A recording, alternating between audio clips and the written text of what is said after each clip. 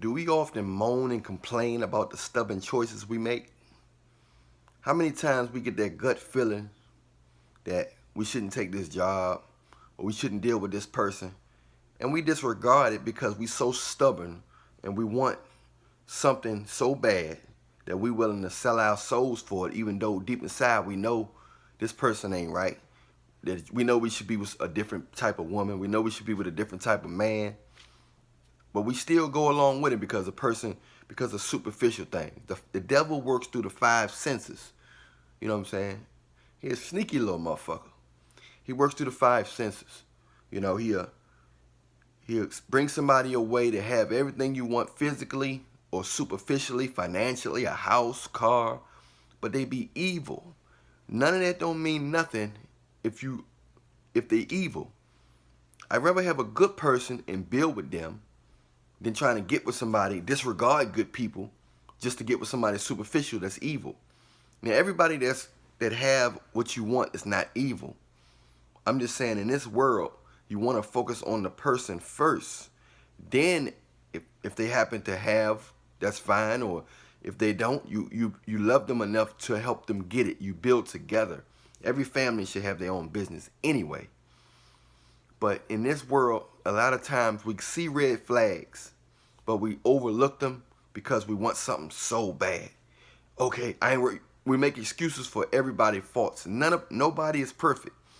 But if a person have a good heart, certain stuff they just don't do. They're going to make mistakes. They might make small lies, this and that, blah, blah, blah. But it's just certain stuff they just don't do. You got to see. It's hard, man. Some of this stuff takes wisdom. It takes discernment from prayer. But some of this stuff, you just got to be able to see it and say, something not right with this person. It's not lining up. Or a big switch in their behavior. As far as relationships, most people act real good in the beginning. What they call it, the honeymoon stage and stuff like that. When you meet people, you meet them on their best behavior. You know what I'm saying? A lot of my clients, they call me and say, he changed. No, he never changed. He just got comfortable and the real him came out. You know, a lot of guys can do everything perfect. Who they think, they become the man who they think you want them to be. They become the man they think that you desire or you think you never had before. You know what I'm saying? So, you got to be careful about that.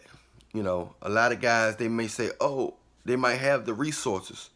So guys that have resources, they kind of get the benefit of the doubt from women, from most women nowadays, more so than a guy who just working hard or struggling. Because everybody want to live a comfortable financial lifestyle. So people are willing to give, first and foremost, people that have resources and money and material possessions, the benefit of the doubt more so than a person that has a good heart, know Jesus, and stuff like that. A lot of people are born into money. A lot of people will do anything to get the money. You see what I'm saying? But, you know, a lot of people do anything to get the money. But you have to remember to not sell your soul for this money. Everybody puts on a good foot. 93% of the people in the world are going to put on a good foot for you when they first meet you. They don't know what you have. They don't know what you have to offer them.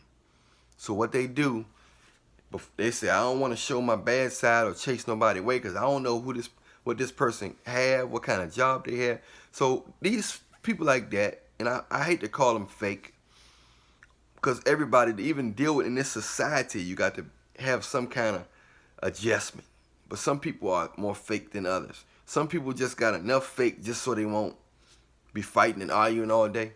And some people are so fake where they don't even know who they are. They just straight up, the devil just can infiltrate their heart because they don't have one, because it's plastic. Everything is numbers to them. What you do for a living. You'll meet them people who first time they meet you, first thing they're going to say is, what you do for a living. These type of people are going to base your worth on your money and status. Nowadays, people don't care too much about looks. You can look at the entertainment world and see the guys that's getting these beautiful women that normally wouldn't have a chance, but they get these beautiful women because of their resources and their fame and popularity. So you have to be real careful about who you let in your circle and why they like you. What's their motive? It's hard to tell when you are up, because everybody has a smiling face, whether you're male or female. You have male groupies, you have female groupies, you have groupies in the family, you have get-wits in the family. So you just have to be very careful about who you trust, who you spend time with. You know, you only get one life. So be very careful how you play this role. Be very careful. So you can't complain or moan about the decisions you made when you know deep inside, I shouldn't have married that guy just because he got money. He don't seem like he's that interested in me. He don't seem like he like kids. He seems like he's just all about himself. Yeah, he has $1 million a year. He have all this stuff, but he just don't seem genuine. He seemed like he just dealing with me just to deal with me, or because I got a nice, nice butt or long hair, or I don't think she really, I don't think she really liked me for me. I think she's dealing with me because I have a sense of security. I got making a lot of money, because a lot of people want to be around me. She liked the attention that I bring in my social circles. So a lot of times people will force themselves and smile around you, give you sexual favors. They'll even buy you gifts just to get in your circle, just to gain your trust. Some are better than others, or some are more smarter than others, some are more patient than others. So this thing can get real tricky about who you're dealing with. It can get real tricky. So I'm here to tell you right now, be careful who you deal with. Ask yourself, why are you dealing with who you dealing with? You see what I'm saying? Don't just deal with people because of their material things, their social status, their educational background and stuff like that. You got to remember, in this world, circumstances can change overnight. A person's financial situation can change overnight. You up here sold your soul for an evil person with money. The good person right here was struggling for a couple years. Their money is now up. You could have been with them, but you was impatient and you judged their worth on their money and their current circumstance and situation.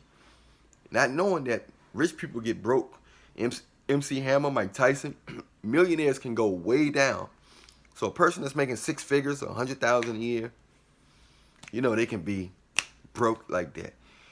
But to the average person, 100,000 a year, 150,000 a year is a lot of money to the average person. So they thinking, oh, financial security, let me sell my soul for this person. They don't realize, they don't know money. $1 million is not even nothing nowadays. You got to be careful with $1 million. Trust me, I know. So you have to be careful and don't moan and complain when you make these choices. When your gut, when that Spirit of God inside you, especially if you're saved, if you got Jesus in your heart, that Spirit of God going to tell you, don't deal with this person. You know what I'm saying? Don't deal with this person. Don't do this, don't do that. If you choose to be stubborn, sometimes people tell you stuff because they being negative. Sometimes people telling you stuff because they really care about you and they love you, they genuine. Okay? So you got to be able to handle the truth. First and foremost, you have to be able to handle the truth. Okay? Sometimes your best friend might be telling you the truth. Sometimes your parents might be telling you the truth. Sometimes they could be negative. But you're the person that's going to be around the person or the people or the job or the situation the most. Only you know deep inside if the person is telling the truth. And if you don't know if they're telling the truth, observe. And don't announce nothing. Just sit back and observe.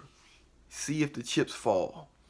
Let people be themselves. Let people show you who they are. Don't tell people what you like and how you want them to act and what kind of man or woman you want. Don't do that, because they're going to play the role to act like they are what you always wanted. So be careful with that. I'm Allan Williams, the Reallionaire. Remember, I love you, but Jesus loves you more. Don't forget to press the link above to subscribe so you can see the next video. Until next time, remember, Reallionaire Nation,